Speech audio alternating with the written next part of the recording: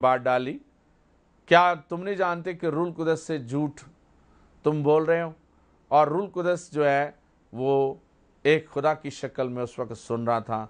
और बाइबल में एक बड़ा अफसोसनाक वाक़या ये हुआ कि ये लोग दोनों मियाँ बीवी एक के बाद दीगरे मर गए, क्योंकि उन्होंने रूल कुदस से क्या किया? झूठ बोला। याद रखें, ये रूल कुदस खुदा है, आप जिसे लेने वाले हैं ये आपके अंदर आना चाहता है। घबराना नहीं, सिर्फ इसके ताबे होना है और बरे के खून को अपने ऊपर लेते रहना है।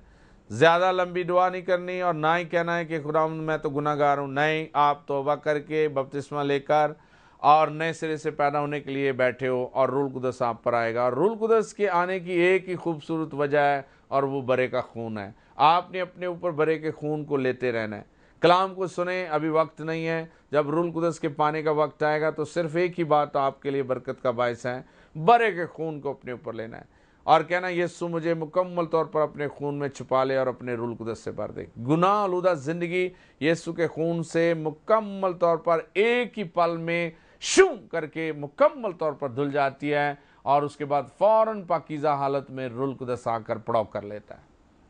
ये कोई मुश्किल बात नहीं है, ये सिर्फ खुदा की तरफ से होती है। सिर्फ आपने खुदा के कलाम की आवाज़ और उसकी सच्ची बातों के ताबे होना है, उसके बरे के खून में डुलना है।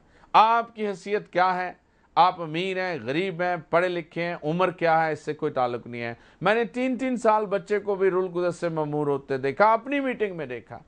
मैंने नौजवानों को, बेटे बेटियों को, बड़ों को, बुजुर्गों को। खुदा किसी भी हालत में आपको चुनना चाहता है, लेकिन बरे के खून के वसीले, और उसकी बरकत नाजल होना शुरू हो गई है। और बाइबल मुकद्दस में हम देखते हैं कि रूल कुदस बहसियत खुदा होने के नाते रूल कुदस की बख्शिश एक इनाम की शक्ल में आती है, क्योंकि आप पीछे बहुत सारा सुन चुके हैं और आपने अमल भी किया है और आप इनाम के हकदार हैं। और खुदा ये इनाम जो है, इनाम की कीमत नहीं होती, खुदा का फजल और उसकी बख्शिश है और वो खुशी से हमें देना चाहता है और वो सबसे बढ़कर हमारी ज़िंदगी में रहना चाहता है, हमारे साथ खाना चाहता है, हमारे साथ उठना बैठना चाहता है, हमारे साथ रफाकत करना चाहता है। और अमाल की किताब में हम देखते हैं 2 बाब की 38 और 39 आयत और यूहन्ना की इंजील 7 बाब की 37 से 39 आयत में। सबसे पहले मैं अमाल की किताब को पढ़ना जा रहा हूँ। पतरस ने उनसे कहा कि तौबा करो। कुछ बातें पीछे हो चुकी हैं लेकिन ये मैं आयत बोल रहा हूँ। उसने कहा तौबा करो और तुम में से हर एक अपने गुनाहों की माफ़ी के लिए यीशु के नाम से बपतिस्मा ले। आपने ये भी सुना, तो आगे की बरकत जो इस वक्त है तो तुम रूल कुदस नाम में पाओगे। सो ये वादा है जो यीशु मसीह ने भी आसमान जाने से पहले आसमान पर ये शिगिर्दों को याद दिलाया। और मैंने देखा कि पुराने यादनामे में, यर्मिया, हिजकिय्येल की किताब में और योएल नबी के सहीफा में भी 2 बाब की 28 आयत में अगर हम पढ़े तो वहाँ पे भी खुदा की कुदरत उन बड़े बूढ़े बच्चे और खुदा के बंदोबंदियों पर नाजल हुई। ये एक बड़ा खुदा का आने वाले वक्त का एक बहुत बड़ा वादा है जो हम देखते हैं कि नए ऐदनामे में 35 कोस्त के दिन रसूलों पर यह वाक़या हुआ और उसके बाद ये आगे दोहराया गया और आज भी ये वाक़या हमारी ज़िंदगी में पूरा हो रहा है। और बिल्कुल उसी तरह होता है, खुदा की कुदरत एक बड़े ज़ोर के साथ हमारे ऊपर आती है और मुख्तलिफ़ तरीके से हमें बरकत मिलती है।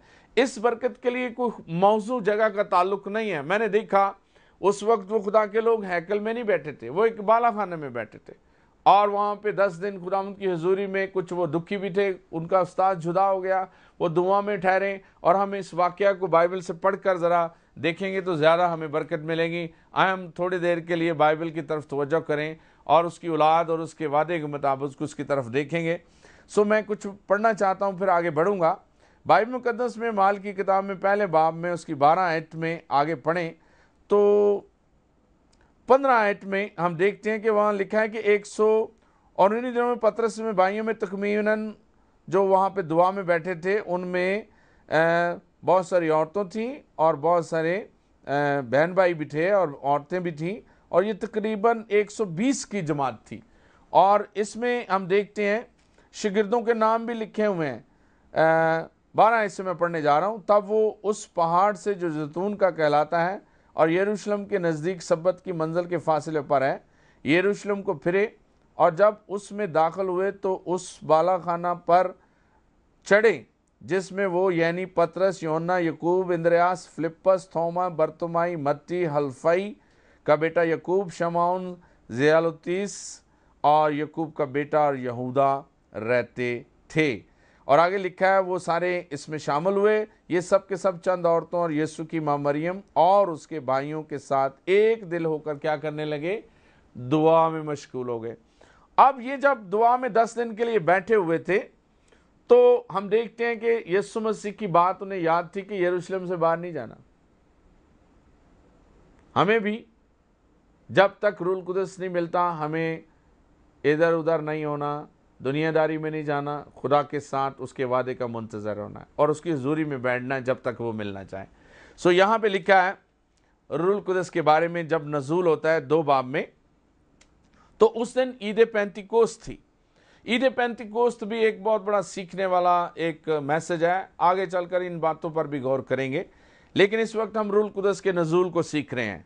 ईद पेंतिकोस्त का दिन आया तो वो सब के सब एक जगह जमा थे और यकायक आसमान से ऐसी आवाज़ आई जैसे जोर की आंधी का सन्नाटा होता है और उससे सारा घर जहां वो बैठे थे गूंज गया और उन्हें आग के शोला की सी फटती हुई जुबानें दिखाई दी और उनमें से हर एक पर आ ठहरी और वो सब रूल कुदस से भर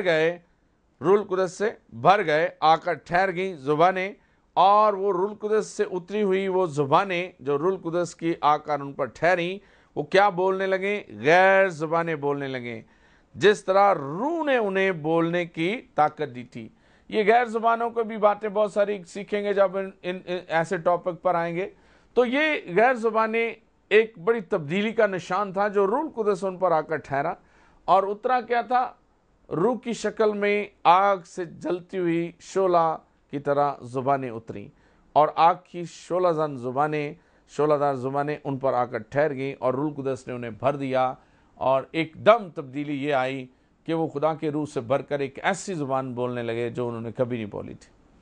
और उन जुबानों में हम देखते हैं कि वो फरिश्तों की जुबानें बोल रहे थे, लोगों की बोल रहे थे, तरह तरह लोगों की बोल रहे थे, जैसा कि खुदा के रूह ने उन्हें बताया था।